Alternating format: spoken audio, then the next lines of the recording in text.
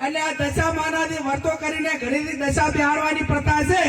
એ કોઈ પણ બેન દીકરીએ દશા માના વર્ત હવે કરવાના નહીં અને જેને દશામાં નડે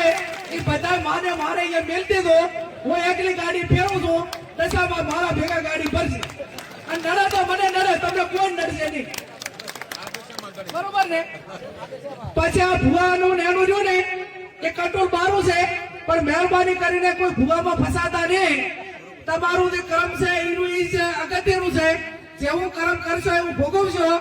અને એવા તમને બ્રહ્મમાં ઘાલશે કે તમને આર્થિક બરબાદ કરશે સામાજિક બરબાદ કરશે કુટુંબમાં બરબાદી લાવશે અને એવી વેમ ઘાલશે તો આખો પરિવાર વેરવિખેર કરશે એટલે મહેરબાની કરીને કોઈ પણ પ્રકારનું દખ હોય તો ડોક્ટરને બતાવવું હગાવાલાને બતાવવું એને વાત કરવાની કોઈ પણ હકામાં હોય તો વાત કરવાની 5 જણા મિત્રોને કહેવાનું પણ ચાહે અંધશ્રદ્ધામાં આવવાનું ને અને ભોપા જો આખા તેનું બધું મટાડી દેતા હોય તો હું કેશોદી આ સાહેબ બે તમે કોઈ ભોપાની બાધા રાખો અને અમે તમારે અહીંયા કોઈ પણ કામ ના કરો અને ચૂંટણીમાં ફોર્મ ભરા દીધા તો ભોપો હાજો એ આપણે બીજાની આબરૂ થાય એવું આપણે ના કરવું જોઈએ પણ આપણી આબરૂ પર મોટા ભૂપે હાથ નાખ્યો હોય તો આપણે સમાજે એક થઈ તમે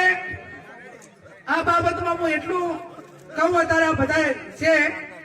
કે એક સામાન્ય વાદીમાંથી કોઈ છોકરી લઈ જાય ને તો આખો સમાજ ભેગો થઈ જાય અને તમારા સમાજ અને આપણા સમાજ એટલે આપણા સમાજમાંથી ગમે એટલી દીકરીઓ બીજો સમાજ લઈ જાય ને તો એના માટે સમાજ આક્રમક નથી અને એટલા માટે ક્યાંક ને ક્યાંક મોટી તકલીફો ઉભી થાય રહી છે એટલે આપણે કોઈની આબરૂ ઉપર કે કોઈની દીકરી લાવી નહીં અને આપણી દીકરી કોઈ લઈ જાય તો આકાશ પાતાળ કરીને જે કરવું પડે એને લાયો પાર મેળવો